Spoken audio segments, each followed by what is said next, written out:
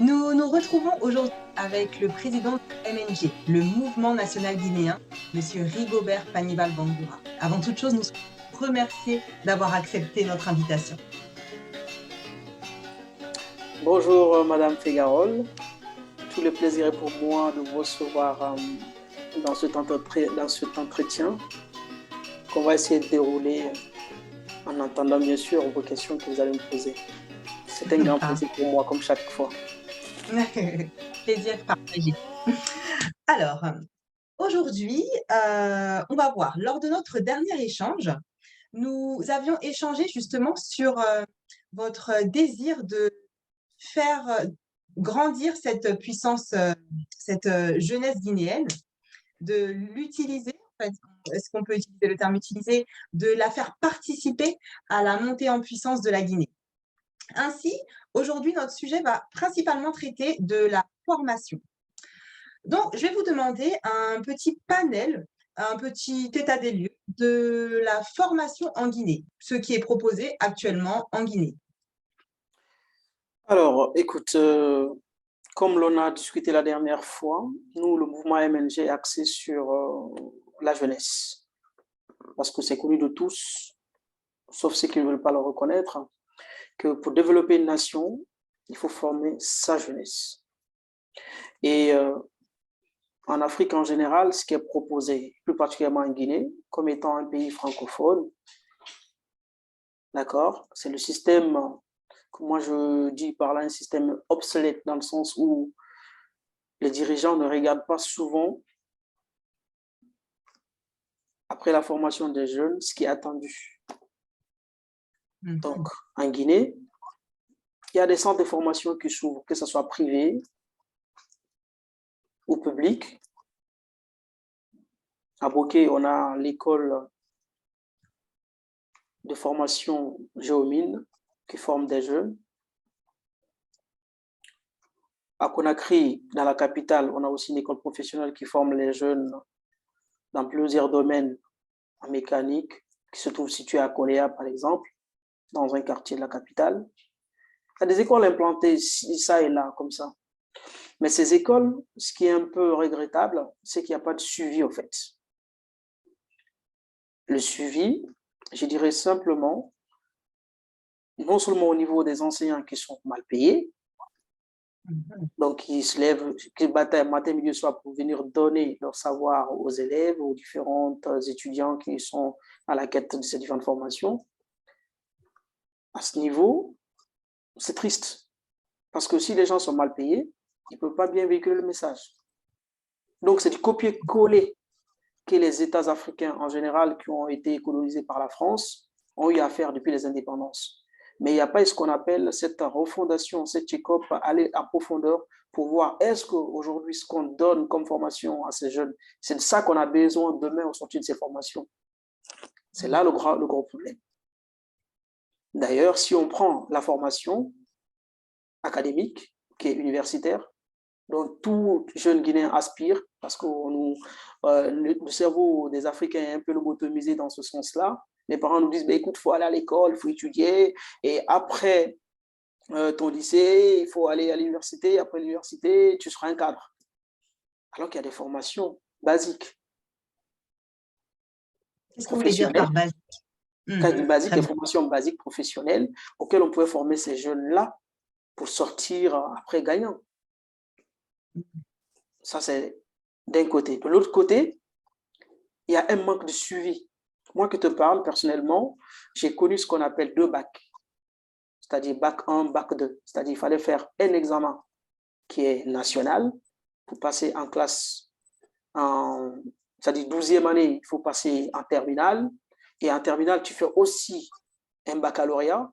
Et de là encore, avec tous les élèves de la République, tu fais encore un concours d'accès à l'université. Donc, à un moment donné, les élèves bataillent jusqu'en terminale, pour certains. Certains même voient jusqu'en troisième. Mais imagine quand tu arrives qu'en terminale, dès que tu redoubles une fois, deux, trois, il y a des gens, ils baissent les bras. Il n'y a pas de suivi Mhm. derrière. D'accord. Donc, moi, j'inviterais peut-être de ce côté-là l'État à mettre des structures en place déjà, dans chaque école, dans chaque lycée, des structures qu'on impose ça déjà. Il faut commencer par imposer ça, que ce soit quelque chose de, comment on appelle, imposé dans tous les lycées, des structures d'aide à l'orientation des élèves. L'exemple que je vais te prendre, moi, personne ne m'a orienté en sciences maths pour faire les sciences exactes. Quand certains pensaient que j'allais faire les sciences sociales, parce qu'ils supposent que je parle beaucoup, pour certains dans ma famille, donc je suis allé en sciences mathématiques. Vous comprenez jusqu'ici, Madame Végarol. Donc, si, peut-être, je ne dis pas que je regrette d'avoir fait les sciences exactes, je suis fier de moi de ce que j'ai accompli jusqu'ici, parce que ça m'a permis quand même de former quelques générations. Mais si, par exemple, l'on forme les jeunes une fois le cap BEPC, de là, on regarde bien sûr la moyenne des élèves, hein, et on demande aux élèves, on organise des réunions, d'accord, tout au long de l'année, pour orienter les élèves ce sur quoi ils aspirent une fois à l'université ou une fois au lycée, parce qu'il n'est pas donné à tout le monde d'aller jusqu'au, comment on appelle, Master 1, tout ça. Il y a certains qui ont besoin juste de savoir écrire, parce qu'ils ont un potentiel, un don qu'ils peuvent expérimenter en allant dans ces écoles professionnelles. C'est pourquoi il faut que ça soit axé sur ça. Quand c'est axé, la formation est axée dans cette diversification, d'orientation des élèves, d'accompagnement, des mesures d'accompagnement, dis-toi forcément que l'on peut aboutir à des résultats. Mais c'est chaque père de famille qui bataille pour mettre son enfant à l'école. Il y a d'autres même qui ne suivent même pas leur enfant, qui ne les aident même pas comment on appelle, lors de choix de tel ou tel, comment on appelle, cycle, si c'est sciences expérimentales, mathématiques ou sciences sociales. Donc, ça devient compliqué. Je pense que l'État doit s'impliquer là-dedans pour pouvoir orienter, comme on appelle, pouvoir mettre d'abord des bureaux, c'est-à-dire des bureaux dans chaque lycée, en tout cas, que ce soit privé ou public, mais public d'abord, que l'État s'implique, ils imposent ça, bien payer les professeurs et imposer ce système d'orientation dès la classe de troisième. Maintenant, pour ceux qui ne peuvent pas continuer ou ceux qui ne veulent pas faire des longues études, parce qu'une fois terminé, tu sais déjà ce que tu veux, à un moment donné, ils peuvent s'orienter pour la mécanique, pour ces différentes écoles professionnelles qui sont sur place, mais qui aussi, il y a un manque criard, d'accord, de bons formateurs. Certains, parce qu'ils sont découragés, sont mal payés. Pour d'autres, à l'intérieur du pays, il n'y a même pas de logement pour eux, donc c'est compliqué à un moment donné. Voilà. Vous avez anticipé cette modification. Donc là, vous voulez vraiment mettre en exergue et vraiment développer la formation professionnelle, si nous avons bien compris. Mais évidemment, parce que si la formation professionnelle pour moi est importante, tout part de là en gros.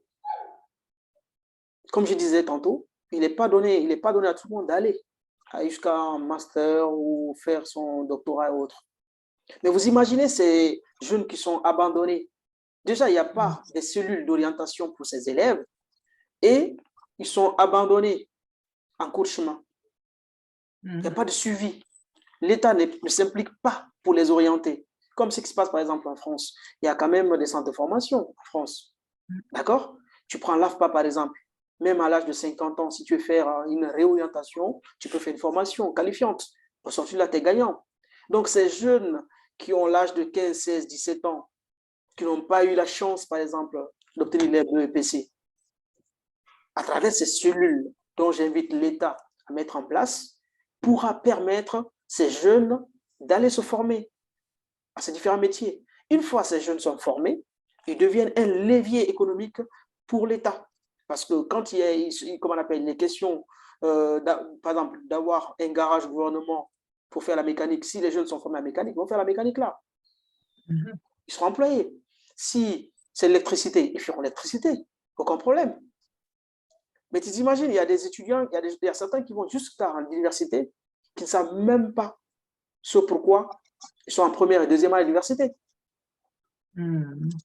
Ainsi, j'ai une question pour vous. Demain, M. Bangoura est président. Comment allez-vous mettre en place déjà la formation, déjà des formateurs? Comment justement attirer davantage de formateurs? Comment justement les rémunérer? comment également changer la mentalité. Par exemple, aujourd'hui, nous sommes dans une ère de mondialisation. Les jeunes veulent voyager, ils veulent aller en France, ils veulent aller aux États-Unis, ils veulent aller au Canada, voir un petit peu la vie ou comment se passe la vie ailleurs. Comment justement arriveriez-vous à changer cette mentalité afin que ce peuple guinéen, justement, veuille rester chez lui et vraiment avoir des formateurs qui soient justement motivés. Donc, comme vous le disiez, effectivement, c'est par la rémunération, mais aussi avoir des formateurs qui soient qualifiés avec constamment une mise à jour des connaissances. Comment est-ce que vous arriveriez à mettre ça en place si demain vous étiez président? Donc, une très bonne question, Madame Fégarol. Je dis souvent, c'est Dieu qui donne le pouvoir. Aujourd'hui, pour On est moi, bien d'accord. aujourd'hui, pour moi, même si c'est un rêve pour moi d'avoir les destinées de mon pays dans les années à venir, il va falloir forcément faire un bilan des indépendants jusqu'à nos jours pour savoir exactement qu'est-ce qui a marché, qu'est-ce qui n'a pas marché dans le domaine de l'enseignement. On ne peut pas développer un pays sans la formation. Aujourd'hui, beaucoup de Guinéens et beaucoup de leaders guinéens pensent que c'est les mines qui vont développer la Guinée, ou bien les richesses, le potentiel du gisement, comme on appelle, qu'on a en Guinée qui va développer la Guinée, en Mhm. oubliant ce côté humain, les ressources humaines. Donc, si j'ai la chance d'avoir une destinée dans mon pays, peu importe le poste que c'est, même si ce n'est pas dans le domaine de l'enseignement ou quoi que ce soit, je prendrai mon bâton pèlerin chaque fois, je reprendrai mes vacances pour aller à l'intérieur du pays, pour aller parler à la jeunesse et faire comprendre, primo, que ça ne sert à rien de sortir de son pays pour aller rêver ailleurs. Le rêve est permis chez nous. Mais vous l'avez fait. Vous êtes parti. Moi, je suis parti. Pourquoi? Je suis venu en France après avoir terminé mes études de master en Guinée et après avoir donné de moi pour ma nation. J'ai enseigné en Guinée. J'ai formé des jeunes qui aujourd'hui, si je retourne, d'ailleurs, j'ai été au mois de mai voir mon père pour une semaine, même si c'était court. Mais quelle fierté que quand tu rentres dans ton pays, tu vois les jeunes à qui tu vas avoir au moins un an qui sont passés dans ta classe pour une formation et qui deviennent aujourd'hui des cadres dans les différentes banques, dans les différentes sociétés qui sont sur place. Donc pour moi, ce n'était pas un rêve absolu de venir en Europe. Ce n'était pas du tout ça. D'accord?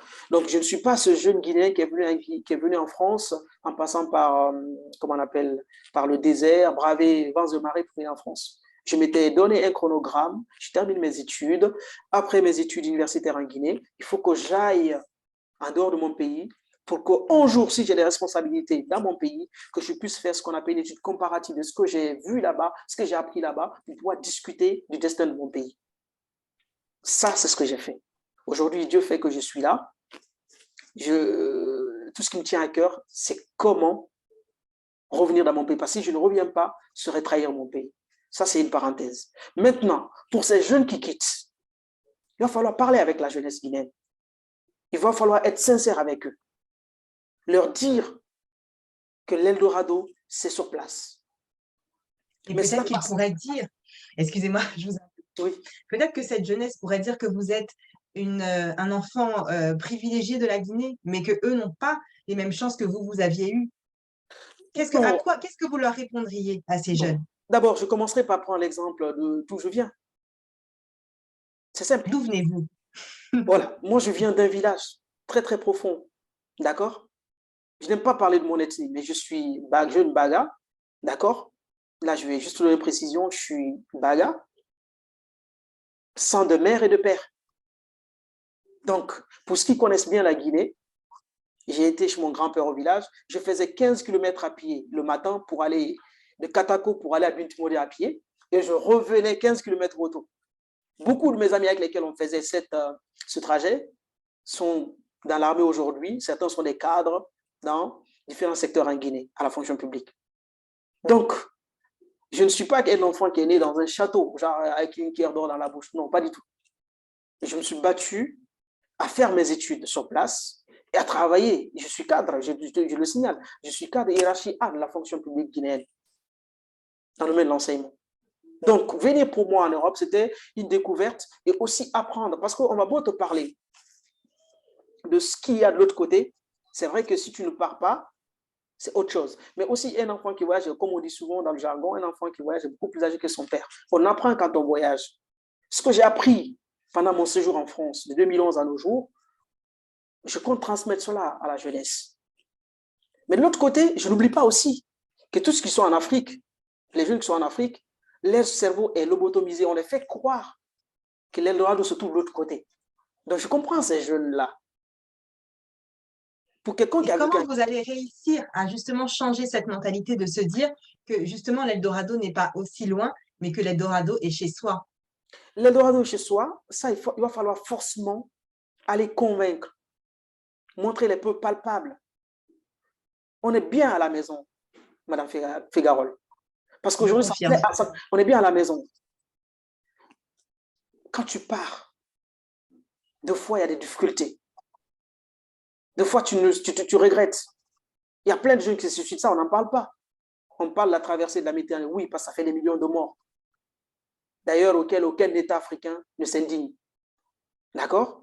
Mais il y a des jeunes ici, quand tu les vois errer à gauche, à droite, tu parles avec eux, ils se disent, mais qui ne savent même pas pourquoi ils sont là, ils regrettent pourquoi ils ont quitté le pays. Mais c'est parce que le cerveau étant vraiment convaincu, comme quoi là-bas il y a l'Eldorado, ils sortent. Pourquoi? Parce qu'ils ont perdu espoir sur place. Il faut donner l'espoir aux jeunes Guinéens. Il faut donner la formation aux jeunes Guinéens. Et ça, c'est l'État qui doit s'impliquer. Parce que l'État a un devoir moral, d'ailleurs obligatoire, de former sa jeunesse pour assurer sa relève. Comme je l'ai dit la vidéo précédente, les parents ont le droit d'éduquer les enfants. L'État met les moyens d'accompagnement afin que les jeunes soient formés. Donc ça, il va falloir faire ce qu'on appelle, pas un lavage de cerveau, mais un dialogue. Et ça s'apprend dès l'école primaire. Quand un jeune sait qu'il est encadré, il ne va pas vouloir partir n'importe comment. D'accord? Donc ça, ce sont des éléments auxquels il faudra mettre à profit, parler de tout ça, parler avec la jeunesse, discuter avec eux. Quelqu'un qui a perdu espoir ne reste pas sur place, ça c'est normal. C'est ce qu'il y a aujourd'hui, cet exode rural en fait. Parce que l'État, il y a des manquements, ne joue pas son rôle pleinement. Il faut mettre des projets viables qui vont faire... Si vous souhaitez, allez-y, je vous laisse Voilà, terminer. il faut mettre des projets viables qui vont être des projets vraiment à long terme, pas à court terme. Parce que si vous mettez tout de suite une école pour dire, écoutez, voilà, si l'État fait du populisme, ça ne peut pas marcher. Parce que les hommes passent, l'État demeure. Et qui est l'État? C'est la jeunesse. C'est ça, au fait. Le but, en tout cas, notre mouvement MNG auquel on s'est assigné, pour parler à la jeunesse, les faire comprendre. C'est vrai que c'est des tâches difficiles. Parce qu'ils vont dire, ah non, mais écoute, tu nous parles, mais toi, tu as été quand même là-bas. Ils diront ça. Je connais déjà la réponse. Mais à un moment donné, s'ils sont impliqués dans le développement du pays, dans différents secteurs que c'est, la jeunesse finira par rester. Après, si tu as les moyens de t'acheter le billet, c'est aussi un autre problème qui va se poser. Peut-être, voilà, ça, on peut en discuter. Parce qu'il n'est pas sans savoir que les Africains ont du mal, même si tu as l'argent, pour prendre même un visa, c'est un problème. Ça, c'est notre problème, ça, en fait. Mais ça, c'est notre sujet. On en parlera peut-être un jour. Mais il faut donner espoir aux jeunes Guinéens pour qu'ils restent sur place. Quand ils se sentiront vraiment impliqués dans le développement du pays, ils ne vont pas faire l'exode rural comme ça se passe. Ils ne vont pas aller mourir dans la Méditerranée. Voilà. Donc, vous souhaitez vraiment faire table rase, en fait, du système étatique guinéen pour essayer quelque chose de nouveau qui impliquerait beaucoup plus la jeunesse. Et Exactement. moi, ce que je retiens également dans ce que vous avez dit, c'est une volonté de redonner l'espoir à cette jeunesse qui, justement, pense que l'espoir se trouve ailleurs alors que cet espoir est chez eux. Évidemment. Évidemment. Il faut donner l'espoir à la jeunesse. L'État met les moyens, des mesures d'accompagnement, ça marche. Très bien. Mais comme je l'ai dit, comme je l'ai dit tout à l'heure, il faut ça. Il faut juste mettre les moyens en place et accompagner ces jeunes pour pouvoir aller de l'avant. Dans une famille, vous avez 4 enfants. 2 enfants ne se sentent pas impliqués dans un projet de la vie de la famille. Ils feront comment? Ou quand vous appelez les 4 enfants, il y a 2 qui vont traîner les pattes, les pieds, pour ne pas dire les pattes, excusez-moi. Ils vont traîner les pieds. Donc, du coup, qu'est-ce que ça va donner? Un projet qui était censé être fait à 6, 2 enfants ne participant pas, ils se sentent lésés, ils vont perdre espoir, ils vont partir. Donc, l'État doit mettre les moyens. Il ne faudrait pas qu'il y ait des personnes, aucune personne n'est privilégiée par rapport à une autre.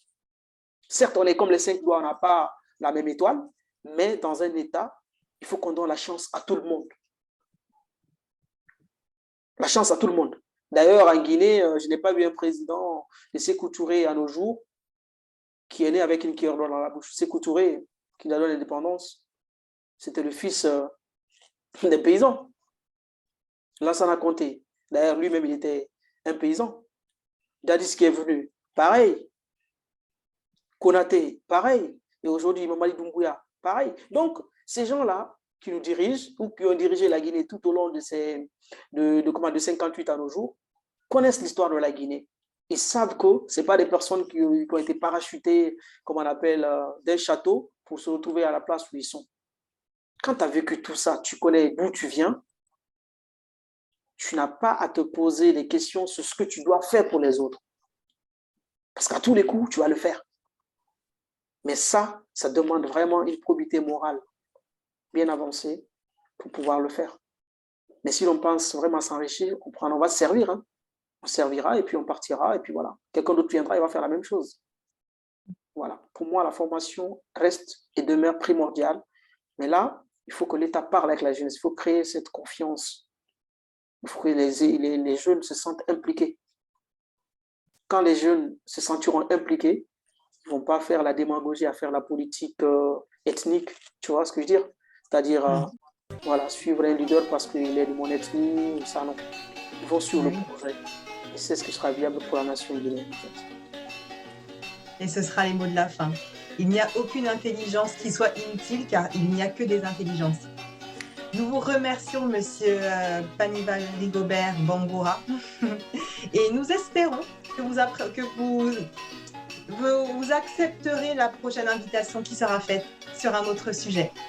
Mais écoutez, Madame Fégarol, tout le plaisir sera pour moi, comme je ne vais cesser de le dire, de vous recevoir sur ce plateau afin d'échanger. Et à travers ces vidéos, les uns et les autres apprendront à me connaître et apprendront aussi que l'on est là pour apporter notre contribution à notre nation qui nous est très chère, la Guinée. Je vous remercie et je vous dis à très bientôt, madame. À très bientôt. Au revoir. Au revoir.